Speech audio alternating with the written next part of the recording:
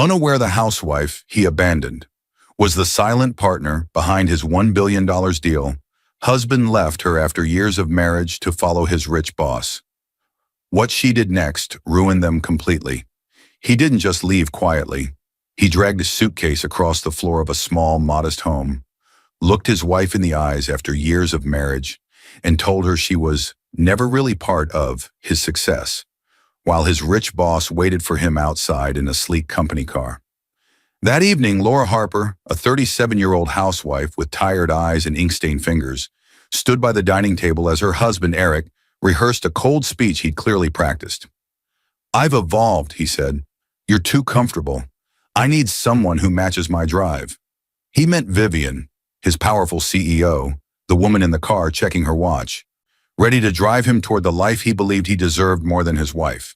He thought he was trading a small life for a bigger one. He thought the woman folding his shirts and cooking in their simple kitchen knew nothing about billion-dollar deals. He thought the trust in her father's name was just family security, not something that could touch him. What Eric didn't know was this: the quiet woman he just abandoned wasn't just his housewife. She was the unseen mind behind his first investments, the silent signature buried inside the contracts that made his company worth a fortune. On the same night he loaded his suitcase into Vivian's car, an urgent email landed in Laura's inbox asking for beneficiary approval on a $1 billion deal Eric thought he controlled alone. This is not just a story about a man who left his wife for his rich boss.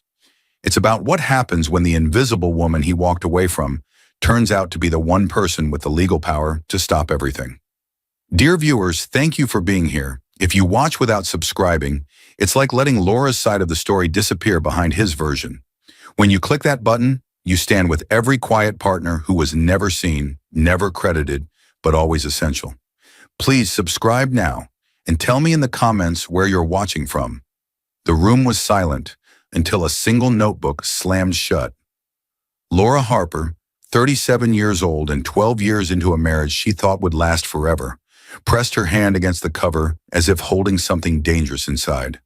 The sound echoed through the small home office, shaking the air with an invisible weight. From the outside, she looked like a regular housewife in comfortable clothes, hair tied back, face soft and quiet. But inside this modest room, surrounded by shelves of journals and folders, she held the unseen blueprint of the life she had helped her husband build. 12 years. 12 years of marriage. 12 years of standing behind a man who didn't really know who he married. Hours from now, he would drag a suitcase across their floor and tell her she was never really part of his success. But in this moment, she was still the woman who believed that standing beside him had meant something. Laura wasn't just loyal, she was trained. Long before she became Eric Harper's wife, she was the daughter of Louis Harper, a man respected in financial circles for his discipline and sharp understanding of law and business. He had raised her alone after her mother passed away, and he didn't raise her to be weak or blind. From the age of 8, Laura learned what most adults never touched: how trust worked, how contracts protected people, how deals could be shaped quietly from the background, and how names on paper sometimes mattered more than faces in public. When her father died, he didn't leave her a big house or flashy wealth. He left her a trust named L. Harper Family Trust, a set of carefully structured documents, and one sentence that became a rule for her life: control your name, control your power. Stay silent until silence no longer protects you. It wasn't much to anyone else, but to her it was everything. Her fingers moved over the piles of journals on her desk now, journals full of her handwriting, early strategies, product ideas, market notes, budget plans she built late at night while Eric slept, meeting summaries from calls no one knew she took. 12 years of marriage were written quietly between those lines. Every page held proof that she didn't just support her husband, she helped build his career. Eric Harper, now 39, charismatic and ambitious, was the face everyone saw. The man in suits, the one giving speeches, the one in photos with executives. To most people, he was the self-made success story. He believed that too.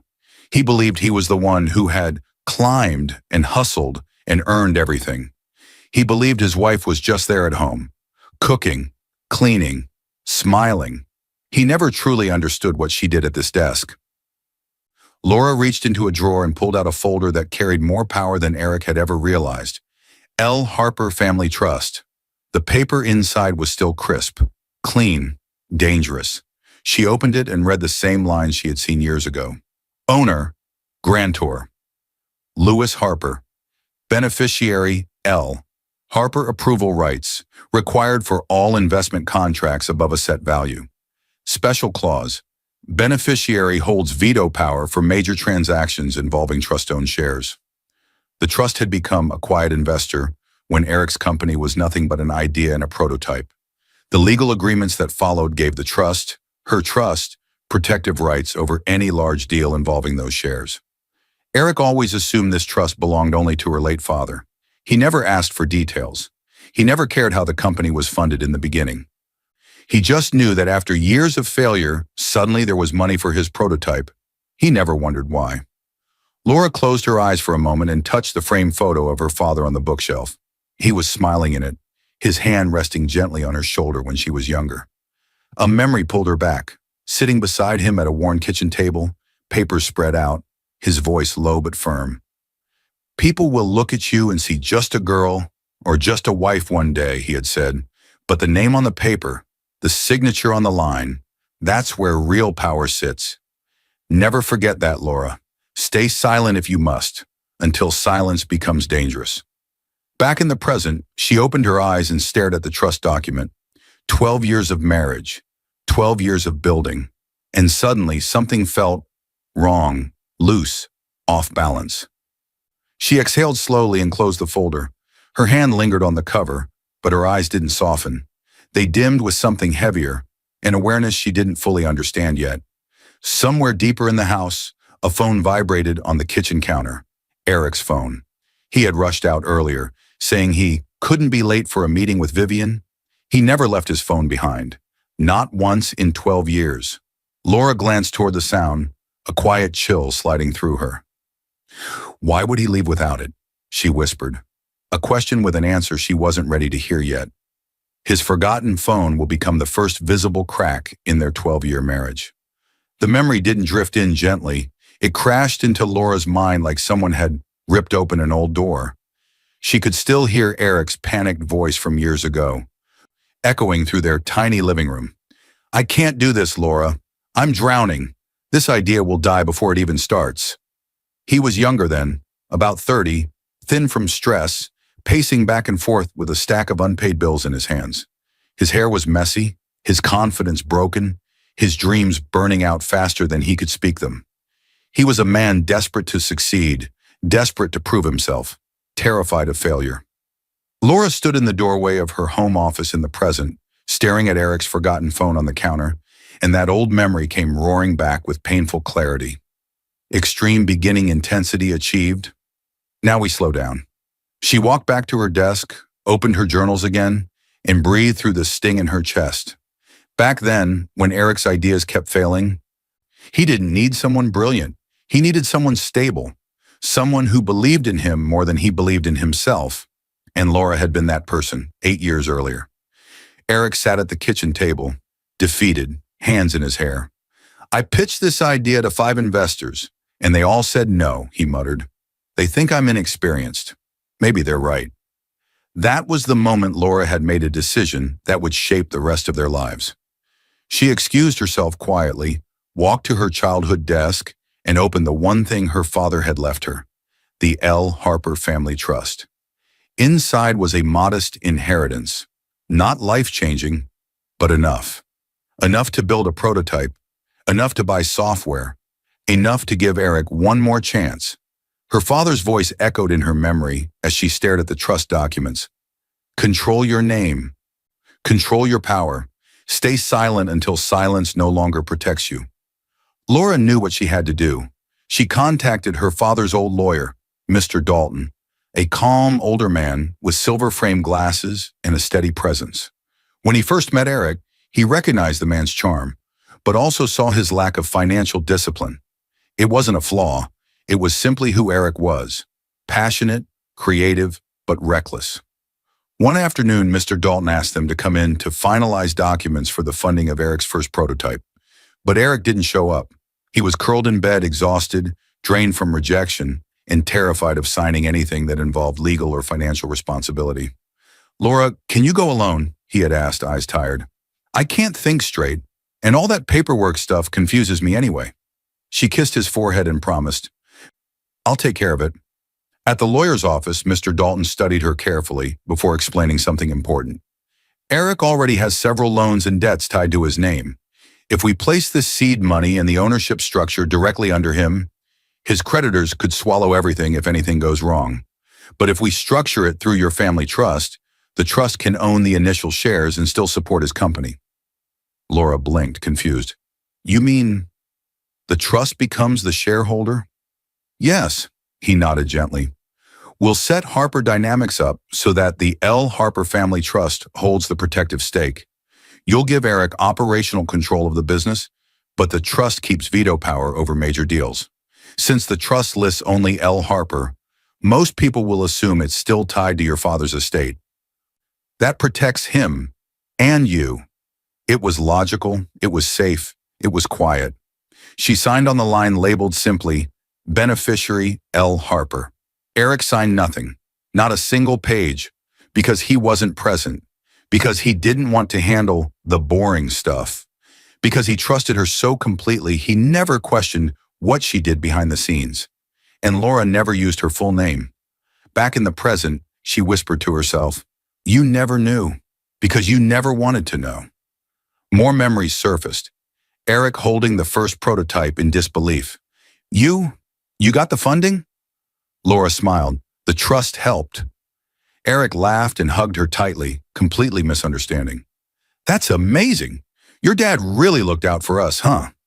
Thank God that trust wasn't complicated. I can't imagine dealing with legal stuff." He had no idea that she was the trust's living power. Then the anchor, the line that proved everything. Flashback, Eric laughing while flipping through old drafts he thought were final.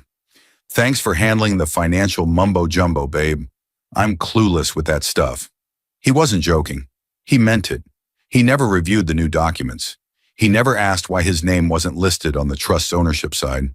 He never checked why only L. Harper appeared on shareholder records. He simply believed it was her father. Ignorance wrapped in trust. Blindness wrapped in love, at least back then. Laura exhaled shakily, still staring at Eric's phone on the counter. Then she noticed something. A message notification glowing on the screen. "Dinner tonight, 7 p.m., same place. Vivian, Eric's boss." And with that single initial, another web of truth began to unravel. The presence of Vivian changes everything, and Laura begins to notice a shift she can no longer ignore. The sound hit her like a slap. A loud burst of laughter erupted from the hallway. Eric's laughter, sharp, proud, full of confidence Laura had never heard from him before. It wasn't joy, it wasn't excitement, it was the laughter of a man tasting the sweetness of victory and taking full credit for it. Laura froze beside her desk. A few minutes earlier, she'd heard the front door open and close quickly. No knock, just keys turning. Eric had come back for his forgotten phone, grabbed it from the kitchen counter, and taken a call before she could even step out of her office. Now he strutted into the living room, phone in hand, speaking loudly to someone on the line. "Yeah, I told the team the idea came to me last night," he bragged. "They loved it. Vivian said it was genius material." He paused, listening, smiling wider. "Of course I can present the pitch. I wrote the whole thing." Laura's breath caught. He wrote it? The pitch he was bragging about. She had written the entire structure of it 2 nights ago while he slept. Extreme intensity established. Now the slowing reflection begins. She slipped quietly into her home office, the door half open as Eric continued talking. Over the years, their company, Harper Dynamics, had grown from a desperate idea to a real business. But what no one outside their home truly knew was that countless late nights, countless calculations, and countless decisions had been made by Laura behind the scenes. She shaped Eric's presentations. She refined his language and softened his tone. She wrote emails he sent to investors, drafts typed by her, sent by him. She even joined early negotiation calls as Ms. Harper from the Family Trust. careful with her words so no one tied that calm voice directly to Eric's wife at home. People knew there was a Harper trust in the background. They assumed it was old family money, guided by an office somewhere, not by the woman folding Eric's shirts in a modest house. Because everyone believed Eric built the company with his natural leadership. And Laura had allowed that at first, not out of weakness, but out of love, out of loyalty, out of the belief that marriage was teamwork, not credit keeping. 2 years earlier, Laura sat at the dining table rewriting one of Eric's proposals. She improved the numbers, clarified the strategy, and added market insights he hadn't considered. When they submitted it, investors were impressed. They called him a rising visionary. Laura smiled and celebrated with him. She didn't need credit, not then. But as the company grew, something else grew alongside it, Eric's ego. She heard him laughing again. "Vivian said I have natural instincts," he boasted. "She thinks I can lead an entire division one day." Vivian. Laura had only met the woman twice, but that was enough to understand who she was. Vivian Hayes, wealthy, confident, polished, the CEO of the major partner firm that had taken equity in Harper Dynamics. The woman who had once shaken Laura's hand with a smile that didn't reach her eyes. The woman who often praised Eric in front of crowds but looked at Laura like she was invisible. Laura stepped into the living room, her voice gentle. "Eric, did you get my notes on the pitch slides? I think slide 7 needs—" "I already fixed it," he snapped quickly, waving her off. "I've got it, Laura. This is my field, not yours." The shift was subtle, but sharp. His tone, his posture, his confidence, suddenly too high, too inflated. Laura swallowed her words. Inside, a quiet pressure pushed against her ribs. It wasn't anger. It wasn't sadness. It was confusion. Where had this version of Eric come from? Her phone buzzed. A message from Marianne, her closest friend for over 15 years. "Saw the pitch online. Your touch is all over it. You basically built this company." Laura stared at the message for several seconds before replying only, "Let him shine. It's his dream." But her fingers trembled, because for the first time, the words didn't feel true. Later that night, as Eric prepared for bed, he tossed his tie onto the dresser and said casually, "Vivian wants me to attend the next investor retreat. She thinks I'm ready for bigger things." Laura looked up from her journal, her voice quiet. "We built those early strategies together, remember? Maybe—" "Laura, please," he cut in, sighing with annoyance. "You're amazing at supporting me, but this level of business is complicated." Her heart cracked, but she stayed silent. He didn't know the truth. He didn't understand her role. He couldn't see past his own reflection. When Eric finally fell asleep, Laura walked back to her office. She opened a journal. Then another. Then another. Every page was filled with contributions no one knew belonged to her. She whispered to herself, "How did my support become his superiority?" She sat in the dim light, staring at the trust folder. Her father's words echoed softly in her mind. "Stay silent until silence no longer protects you." Laura's thumb brushed the trust seal, and her eyes shifted, darkening slightly with realization. Then, the sound of a new message came from Eric's phone, charging on the dresser. A name appeared on the screen. "Vivian. Next step tomorrow. Don't tell her yet." Laura's breath hitched. The night exploded with noise. A car door slammed outside. Hard, sharp, aggressive. Laura jumped slightly, her pen slipping from her fingers. She moved to the window just in time to see Eric stepping out of a sleek black company car, and Vivian Hayes stepping out right behind him. Vivian didn't walk. She glided. Tall, polished, mid-40s, with a confidence that entered a room before she did. She was the CEO of the investment firm that held a major stake in Harper Dynamics, a woman known for her cold precision and expensive taste. Her presence never felt accidental. Laura froze as she watched her husband laugh at something Vivian whispered, his entire posture pulled toward her, like metal to a magnet. Extreme tension established. Eric walked her to the car again, nodding eagerly, desperate for approval. Vivian touched his arm lightly, a gesture too intimate to ignore, then finally left. When Eric entered the house, he was smiling widely, a smile Laura hadn't seen directed at her in months. "Big day?" she asked softly. He shrugged, trying to act casual, but his tone was inflated, proud. "She thinks I have potential. Real potential. Vivian says most people my age never get this far." Laura nodded slowly, her chest tightening. Vivian Hayes. The woman whose message read, "Next step tomorrow. Don't tell her yet." Laura watched Eric remove his coat, noticing something strange. His usual simple shirts were gone. He wore fitted dress shirts now, expensive ones. His hair was styled differently. The tie he wore wasn't one she had purchased. Small signs, small shifts, but each one felt like a thread tugging from the life they built. Eric began talking excitedly about the exclusive strategy sessions Vivian invited him to. "She says I have leadership energy," he added proudly. "Not everyone sees that." Laura swallowed gently. "I've always seen that." He didn't hear the pain in her voice, or maybe he didn't want to. The next day, another shift appeared. Eric left early, too early, and refused breakfast, saying Vivian wanted him prepared for a high-level meeting. He didn't let Laura help with his slides. He didn't ask her opinion. He didn't even show her his presentation markers, something he used to do out of habit. Laura stood in the hallway watching him tie his shoes. For the first time, he didn't double-check if his collar was crooked. He didn't lean in for her reassurance. He didn't need her, or rather, he believed he didn't. Hours passed. Laura stayed in her home office, trying to focus on her journals, but her mind kept drifting back. When Eric returned, he carried a new cologne scent, a new briefcase, a new ego. "How was it?" she asked. He loosened his tie, smiling. "Amazing. Vivian thinks I'm one of the most promising guys in the company." The way he said it stung. Later that week, Laura joined Eric at a corporate dinner, Vivian's idea. Vivian greeted everyone warmly, then turned to Laura with a smile that felt thin and mechanical. "So you're the wife," Vivian said, voice dripping with polite dismissal. "Eric speaks highly of you." "Thank you," Laura replied kindly. Vivian's eyes flicked over her outfit. Simple, elegant, not expensive.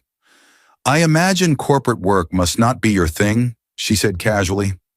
"Wives usually find it stressful." Laura forced a smile. "I manage just fine." Vivian leaned in, lowering her voice. "It's best you let Eric carry the business load.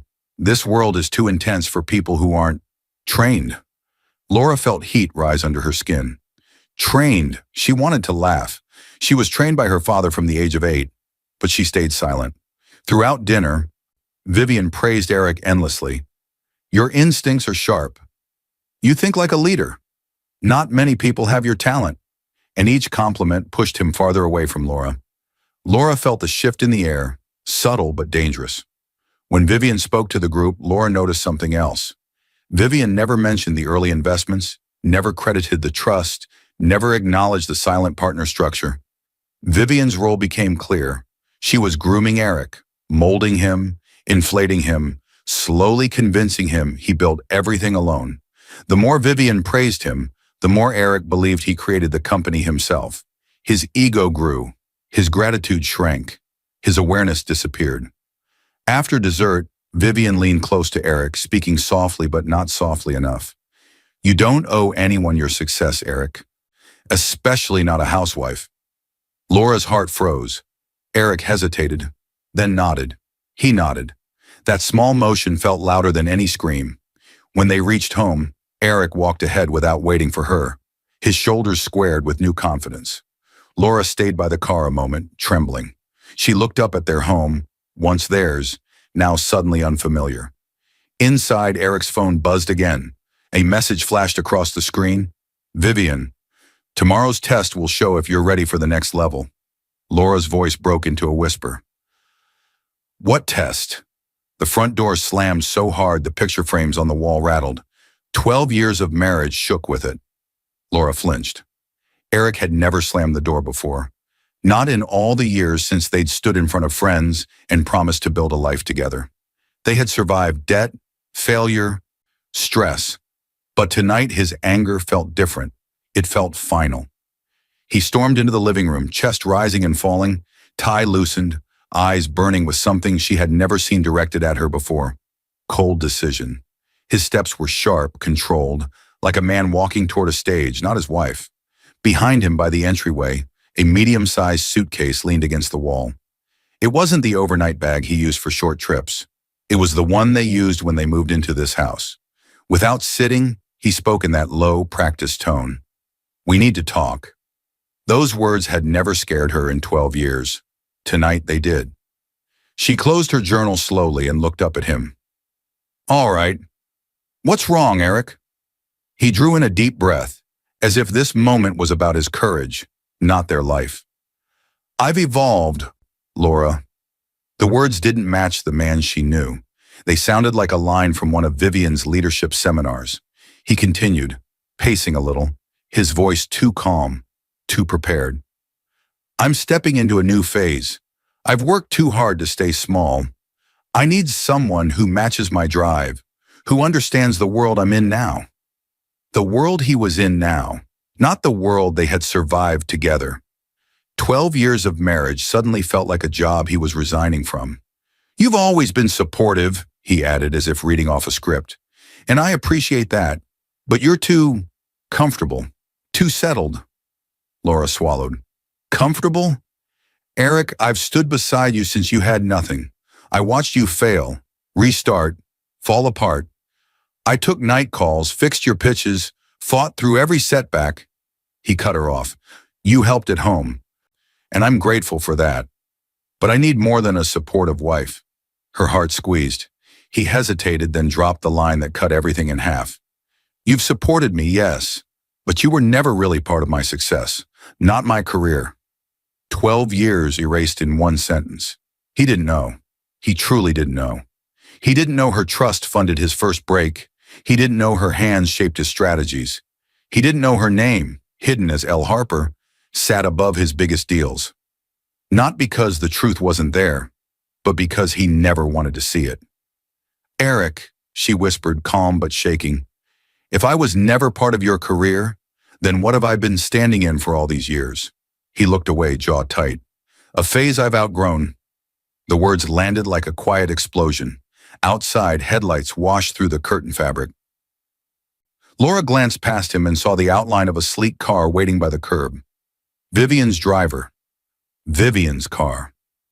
Eric followed her gaze for a second, then looked back at her as if trying to hurry through an uncomfortable speech. He moved to the hallway, grabbed the suitcase, and rolled it toward the door. The sound of the wheels scraping the floor felt like someone dragging the last pieces of their life out the door. He walked toward the exit, then turned back, a final edge in his eyes. "Just don't embarrass yourself thinking you're entitled to anything." She didn't scream. She didn't chase him. Her face didn't harden. It emptied. He stepped outside. Through the window, Laura saw him open the car door. Vivian's silhouette leaned forward from the back seat, giving him a small, satisfied nod, as if he had passed the test she'd set. The door shut. 12 years of marriage ended in one quiet click. Inside the house, Laura stood still for a long moment. Then, with very slow steps, she walked to her desk, opened her laptop, and saw the email waiting for her. "Urgent contract amendment request. Requires beneficiary approval." The subject line referenced the upcoming partnership, a $1 billion deal involving the very shares her trust controlled. Her 12 years were not as powerless as he believed. The 12 years he dismissed will become the 12 years that destroy everything he tried to steal. The email notification exploded through the silent house like a fire alarm. Laura spun toward her laptop, heart pounding. The subject line glared at her. "Urgent contract amendment request. Requires beneficiary approval." The words hit her like a jolt of electricity. Beneficiary, approval, urgent.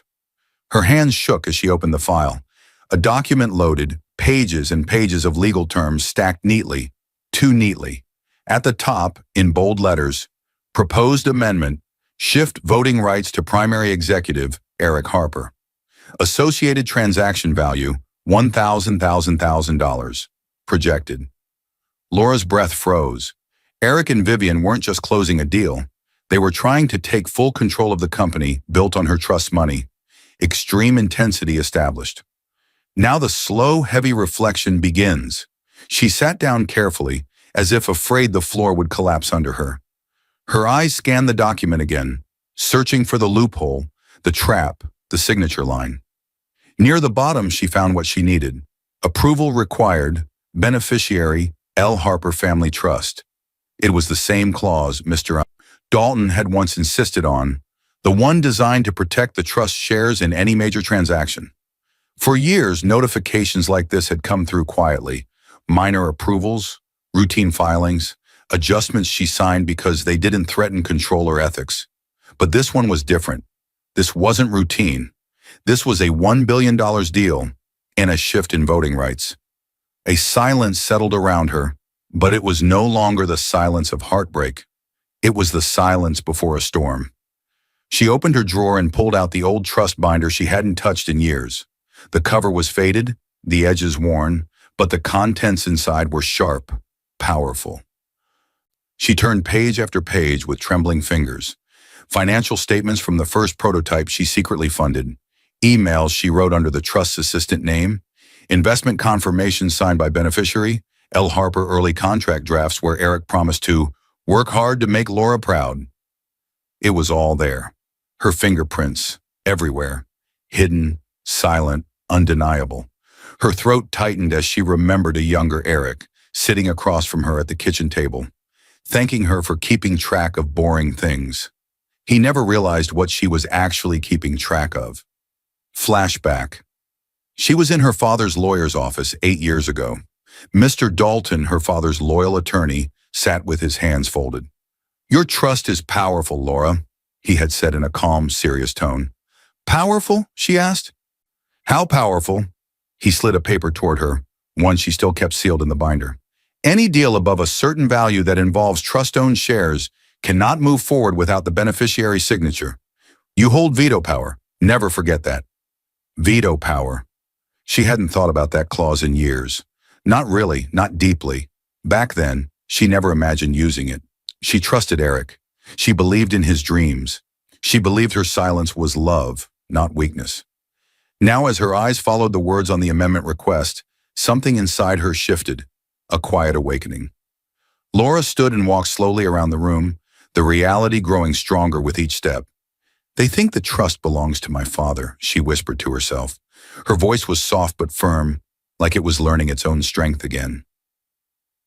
She placed her hand over the trust binder, the weight of the truth settling into her bones. "They don't know I'm the beneficiary." The transformation was subtle, but the change was real. Her heartbreak became clarity. Her confusion became direction. Her silence became a weapon, one she never intended to use but now could no longer ignore. She returned to her desk and stared at the amendment again. The deadline for approval blinked at the top. 48 hours. Vivian and Eric planned to push the deal through quickly. They expected no resistance. They expected the trust to be dormant, powerless, irrelevant. They expected Laura to still be the quiet wife in the background. But the documents told a different story. She was the one with authority. She was the silent partner. She was the final signature required for the deal. And she was the only one who could stop them. Her hand hovered over the binder, trembling not with fear, but with awakening power. The trust wasn't sleeping. She was. Now she opened her eyes. Just as she reached for her pen, another email appeared, this time from a private address she didn't recognize. No name, no subject beyond. "You need to see what they discussed today." Laura's breath caught. Someone out there knew what Eric and Vivian were planning, and for the first time, someone was sending the truth to her. Someone unexpectedly steps forward, and the truth they bring will change everything. The video started playing the moment she clicked the link. No play button, no pause, just instant movement. A grainy thumbnail expanded across the screen, and then sound filled the room. Eric's voice. "We just need the amendment pushed through." She won't question it. She never questions anything. Laura's heart slammed against her ribs. That one sentence, so casual, so dismissive, so blind, ripped through her. She slammed the laptop shut before the video could continue. Extreme intensity established. She stood completely still, breathing hard, one hand gripping the edge of the desk until her knuckles turned white. The betrayal had a voice now. It had proof. It had weight, but she didn't cry. Not anymore. Slow reflection begins. She opened the laptop again, not to replay the video, but to save it. Her fingers moved with new precision. She downloaded the file, copied it onto an external drive, and backed it up to a secure folder with a password only she knew. Then she pulled up every document tied to the company, to Eric's contracts, to Vivian's partnerships, to the trust. She spread them across her desk like puzzle pieces. Every investment, every meeting she signed for, every contract that required beneficiary, L. Harper approval, every deal Eric thought he could push past her. They all pointed to one clear truth. She had legal standing. She had authority. She had the right to challenge everything. But to win, to protect the company and herself, she needed more than documents. She needed a team. Her father used to say, "A strong mind is good. A strong team is unbreakable." So Laura wiped her tears, straightened her shoulders, and reached for her phone and called her father's old lawyer, Mr. Dalton. She called him first. The moment he heard her voice, he spoke with calm certainty. "I wondered when you'd need me again, Laura." She explained the amendment, Eric's departure, the $1 billion value, the anonymous video, Vivian's involvement. He listened without interruption. Then he said, "Bring every document you have. The trust was built for storms like this. We're not just signing or refusing, we're documenting a pattern." Mr. Dalton wasn't just a lawyer, he was the gatekeeper of her father's legacy. His role was clear: protect the trust, guide her legally, and ensure every action she took was airtight. A day later, at Mr. Dalton's suggestion, Laura met Miss Ray. To anyone else, Ms. Ray looked warm and harmless. Mid-50s, glasses too big for her face, a quiet voice. But she was the kind of expert who could find hidden fraud inside a single receipt. When Laura showed her the amendment request and the projected $1 billion deal, Ms. Ray's eyebrows lowered. "They want to shift voting rights before closing a deal this large?" she said slowly. "Without disclosing trust control to all stakeholders? That's not just strange, that's dangerous." She tapped the file. "They either don't understand what they're doing or they're hiding something big." Her role: expose everything Vivian tried to bury. Ms. Ray had worked corporate cases before. She knew what they needed next. "There will be conversations they never put in writing," she told Laura. "You'll need someone who can find them." That's how Laura met Mateo. Tall, sharp-eyed, mid-40s, a man who once handled discreet corporate cases before going private. When Laura explained the situation, he nodded once. "People like Vivian always leave footprints," he said. "I'll find them." His role: uncover conversations, secret meetings, hidden agendas, anything exposing Eric and Vivian's intentions. Mateo traced the anonymous email to someone who had once worked under Vivian, an ex-assistant named Jenna Morris, early 20s, who had quietly resigned months earlier. Jenna arrived at Laura's house trembling, unsure if she should have come at all. "I'm sorry," she blurted, clutching her bag. "I shouldn't have recorded them. It wasn't allowed, but I couldn't watch what they were doing anymore." Laura spoke gently. "You're safe here. Thank you for sending that video." Jenna's shoulders relaxed a little. Once she began talking, the flood wouldn't stop. She revealed everything she saw. Contract drafts Vivian told her to adjust without telling the board internal memos where Vivian mentioned removing obstacles tied to the trust calendar entries for private dinners between Eric and Vivian that were later deleted financial data. Vivian ordered her to clean, moving risk off the books. She had kept copies of emails and files because something felt wrong. The anonymous video Laura saw was just one of several recordings Jenna had taken when meetings behind closed doors got too dark.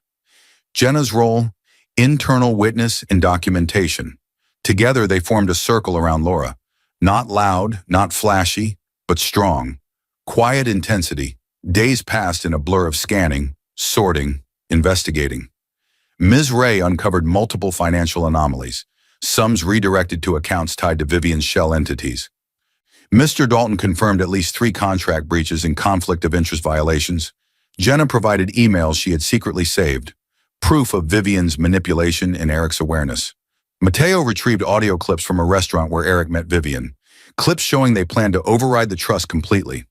Piece after piece, the story unfolded. Vivian had been hiding risk and fraud for years. Eric had willingly concealed financial dangers. Together, they attempted to shift voting power to cover their actions and lock Laura out. The trust required beneficiary approval for deals of this size. Without Laura's signature, nothing could move forward legally. With her evidence, the board and regulators couldn't ignore her. Late one night, Mateo arrived at Laura's house with something in his hand, a black flash drive. "You should watch this when you're ready," he said quietly. "It's a cleaned, extended version of those recordings. There's more than what Jenna sent. This is the piece that ties everything together." Laura stared at it. Her hand trembled, not from fear, but from the weight of what this drive might contain. Mateo added, lowering his voice, "If you decide to go public, or to the board, this is what they'll have to see." He left, closing the door behind him. Laura stood in the silent house, staring at the flash drive glowing faintly on the table. Her breath hitched. Whatever is on that flash drive will explode everything. Right in the middle of Eric and Vivian's biggest event, the screens exploded to life in a blinding burst of white light. Every shareholder in the room, hundreds of high-ranking investors, analysts, board members, executives, jerked their heads toward the stage. The room fell into sharp, electric silence, the kind that crackles in the air before something devastating happens. On stage, Vivian Hayes stood confidently beside Eric Harper, both dressed in their finest. They were ready to announce the finalization of the biggest deal the company had ever seen, a $1 billion partnership set to elevate Eric's career beyond anything he had ever imagined. Behind the scenes, the contract signing system was linked to the trust's approval mechanism. Earlier that morning, the legal department had received something they never expected: a formal veto notice from the L. Harper Family Trust, a beneficiary statement, and the flash drive Laura's team provided. But Eric and Vivian didn't know that yet. Extreme intensity established. As the event's presentation system synced with the live contract platform, a small status line in the corner of the main screen blinked from green to yellow to red. Vivian turned slightly, expecting the next slide: terms, projections, investor returns. Instead, the screens froze. She tried to laugh it off. "Looks like we have a quick technical glitch. Give us 1 second." But the screens didn't return to normal. Instead, bold red words appeared across every display. Contract halted. Beneficiary, veto activated. Gas filled the room. Eric's face drained of color. What does that even mean?" The crowd erupted with murmurs. "Veto? Beneficiary? The trust intervened? Who has that power?" An alarm rang inside Eric's mind, but panic forced him to step forward, shouting over the noise. "Who activated this?" he demanded. "Who has authority over our partnership?" A voice answered from the side, steady, official, and cold. "I do, and the compliance team does." The company's chief compliance officer stepped forward, a middle-aged man in a dark suit with a folder in his hand and a calm expression. Eric stormed down from the stage. "Who are you to shut down my deal? This is my company's contract." The officer opened the folder. "Mr. Harper, this $1 billion transaction involves shares partially owned by the Kshuri L. Harper Family Trust. Under your own original agreements, any deal over a certain threshold requires the trust beneficiary's consent." Eric's lips parted. "The trust? You mean Laura's father's old trust? That thing was never involved in the business." The officer looked at him strangely. "No, sir, you're mistaken." Eric blinked. "What?" the officer repeated louder this time. "The trust belongs to the beneficiary, and the beneficiary is Mrs. Laura Harper." The room's silence shattered. It was like the ground disappeared beneath Eric's feet. He opened his mouth, closed it, opened it again. No sound came. My wife?"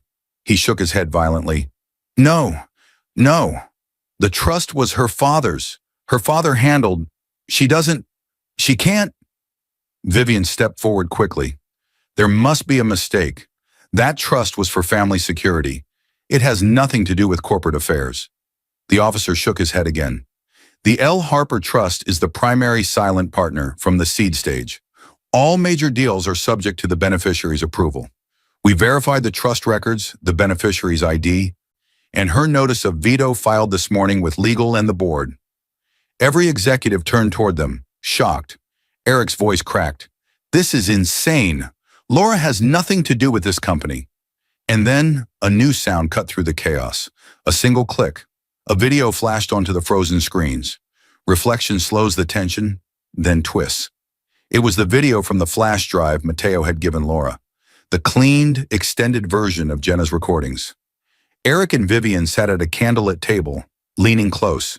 Vivian whispered, "If we get the amendment through, she'll lose any leverage she thinks she has. No more obstacles." Eric nodded eagerly. "Yeah, she barely understands what's happening anyway. Laura stays out of business. She always has." The audience gasped as the footage continued. Clip after clip, Eric and Vivian planning to override the trust, shift voting rights, and minimize disclosure. Vivian's voice, "We quietly move the power on paper, then push the deal through. By the time anyone notices, it'll be too late." Eric laughed. "Laura signs whatever we send. She trusts me." The whispers grew louder. "This is fraud. They tried to bypass the trust. Did they hide this from the board? This could kill the deal entirely." Eric lunged for the stage controls, desperate to turn it off. "Stop the video! Turn it off!" But the compliance officer stepped between him and the console. "Mr. Harper, do not touch that equipment. This material is under review as part of a formal investigation." Vivian's jaw clenched. "Who authorized this?" "The board," the officer replied, "after receiving the evidence from Mrs. Harper's legal team." Whispers became waves. Eric looked at Vivian with wide, panicked eyes. "What do we do?" Before she could answer, the compliance officer spoke again. "Mr. Harper, Ms. Hayes, until this matter is investigated, all contract negotiations are frozen. The company cannot proceed with the deal." Eric stumbled backward. His entire future, everything he built, everything he claimed, everything he believed was his, was slipping out of reach. And then, quietly, gently, the camera in the back of the room shifted. Someone had just walked in. A woman in a simple dress, hair tied back, eyes calm. Too calm for the moment. Laura. She didn't speak. She didn't need to. Her presence alone changed the temperature of the room. Eric whispered her name like a curse. "Laura!" She looked at him, not with anger, not with tears, but with knowledge, and the strength of someone who finally sees the truth clearly. Before anyone could speak, a second notification appeared on the screens. "Beneficiary statement received. Pending legal review." It was the written summary Mr. Dalton had filed on her behalf, confirming her refusal to approve the deal and outlining the breaches. Laura's eyes shifted toward Eric. Her voice, barely a whisper, cut through the entire hall. It's time everything came to light. Eric will try to beg, but Laura's legal power and her resolve will decide what comes next. Eric slammed his fist against the front door so hard the entire frame shook.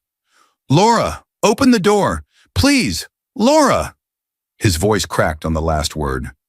He sounded nothing like the man who had walked out days earlier, with arrogance in his step and Vivian waiting in the car. Now he was breathless, desperate, and terrified. The $1 billion deal had been frozen. The video had spread internally. The board had announced a formal inquiry. 3 days had passed since the event. In those 3 days, Laura's legal team had filed motions, divorce papers, trust enforcement actions, requests to suspend Eric from influence pending investigation. Laura opened the door slowly. She didn't look angry. She didn't look wounded. She looked settled. A woman who finally understood the truth and had stopped trying to fix someone who didn't want to be better. The intensity begins to shift. Eric stumbled forward as if seeing her physically hurt him. "I didn't know," he blurted. "Laura, I swear, I didn't know you were behind everything. I thought the trust was your father's. I didn't know you had any control." Laura stepped back, her expression calm, unreadable. "You didn't know," she repeated quietly. "No, you didn't." He rushed closer. "I'm sorry. I'm so sorry. Vivian, she said, she made me believe." Laura lifted a hand. He fell silent immediately. You never asked me, Eric, she said softly. Not once. You never listened to me. You never cared how the company survived long enough to become your dream. Her voice wasn't cutting. It was factual, like reading a report. That made it hurt more. Eric shook his head violently. Laura, please, I can fix this. We can fix this. I didn't mean for things to go this far. His hands trembled. His whole body trembled. Reflection deepens. Laura watched him for a long moment as if studying a stranger. You left, she finally said. You left to chase someone who told you what you wanted to hear. And now that everything is collapsing, you come back. Because you need something. I need you, he whispered, tears forming. Please. But Laura didn't soften. She didn't step closer. She simply moved aside.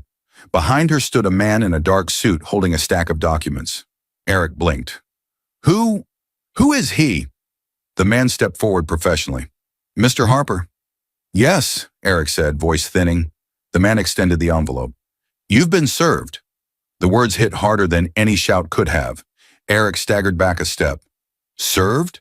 Served what? Laura answered gently. Divorce. His knees nearly gave out. The server continued reading. Petition for dissolution of marriage. Asset division. Beneficiary confirmation. And permanent removal of Mr. Harper from all decision-making roles within the Harper Trust and affiliated companies, pending investigation and court approval. Eric's mouth opened in horror. No, Laura, no, you can't. He reached out for her wrist. She pulled her hand away before he touched her. I already did, she replied. Cold, precise, poetic. His entire world crumbled in 2 sentences. But the company, my job, my future. Laura's voice remained steady. The trust is ending your involvement in the business. Legally, you can't sit on decisions tied to trust-owned shares. You hid risk. You attempted to manipulate contracts. You tried to erase the silent partner you never acknowledged. I didn't know it was you. And that was your failure, she said quietly. Not mine. He broke. Right there. In her doorway, Eric sank to his knees, shoulders shaking, face collapsing in humiliation and disbelief. Vivian had promised him a kingdom. Now he had nothing. His phone rang. Eric grabbed it immediately, hope flickering. Maybe she could salvage something, help him think, offer a plan. The screen flashed. Vivian Hayes. He answered quickly. Vivian, thank God. Listen, something went terribly wrong. The deal is frozen, Laura. Vivian's voice cut in, sharp and cold. We're ruined. Eric froze. What? You and I are being investigated. The board is distancing from both of us. Investors are pulling out. My position is already under review. Vivian, wait, listen. I need you. Don't contact me again. Her voice hardened like steel. We never had a relationship. You were a useful employee until you became a liability. The call disconnected. Eric stared at his phone as if it had burned him. Vivian had abandoned him just as fast as she had pulled him in. His last illusion shattered. Slowly, he lifted his eyes to Laura, standing silent and composed at the doorway. He whispered, voice completely broken. What happens now? Laura studied him, this man she once loved, this man who never saw her. Her answer was soft and final. Now you face the consequences you created. She closed the door gently, not slamming it, not in anger, but in closure. As the latch clicked, Laura walked deeper into the house. On her desk flashed a new email notification. Court hearing scheduled. Trust enforcement and executive removal motion set. Vivian Hayes added to the inquiry. She breathed in slowly. Tomorrow would be louder. The courtroom becomes the final battlefield, and Laura's power will be undeniable. The gavel slammed so hard the entire courtroom jumped. All motions approved, the judge declared. Mr. Eric Harper and Ms. Vivian Hayes are formally removed from executive influence over trust-controlled assets and any related company decisions, pending further investigation. The L. Harper Trust retains full authority over its shares and voting rights. The words cracked through the air like lightning. Eric's shoulders collapsed. Vivian's face hardened, drained of color. Every camera in the courtroom flashed, capturing the final moment of their downfall. They were not in a criminal trial yet. This was a civil and corporate hearing. But the consequences were real. Power suspended, reputations shattered, futures uncertain. All eyes drifted next to Laura. She didn't flinch. She didn't smile. She simply breathed, calm and steady, as if her heart had finally found its rhythm again. Extreme intensity begins to slow. The evidence had spoken for her. The trust documents Mr. Dalton had protected, the financial analysis Miss Ray prepared, the recordings Jenna and Mateo exposed, the paper trail linking Vivian's manipulations and Eric's complicity. Laura hadn't shouted. She hadn't begged.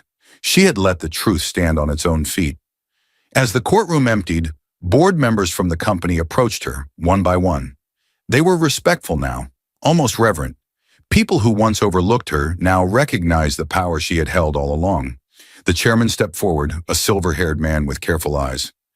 "Mrs. Harper," he said gently, "we would be honored if you'd consider stepping into a leadership role. The company could use someone with your integrity guiding its future."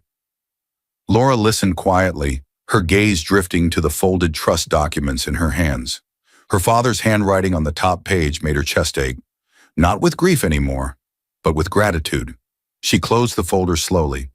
"Thank you," she said softly, "but I'm not looking for power. I only wanted the truth to matter again." The chairman nodded respectfully. "If you ever change your mind, the door's open." Laura gave a gentle smile and walked past him without looking back.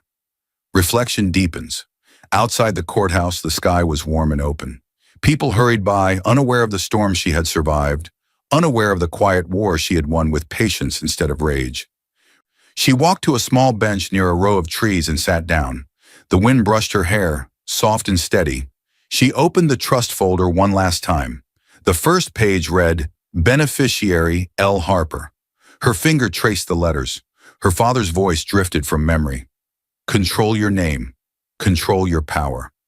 And when you choose to speak, let the world listen." She let out a slow, deep breath and closed the folder completely. This time she did not hesitate.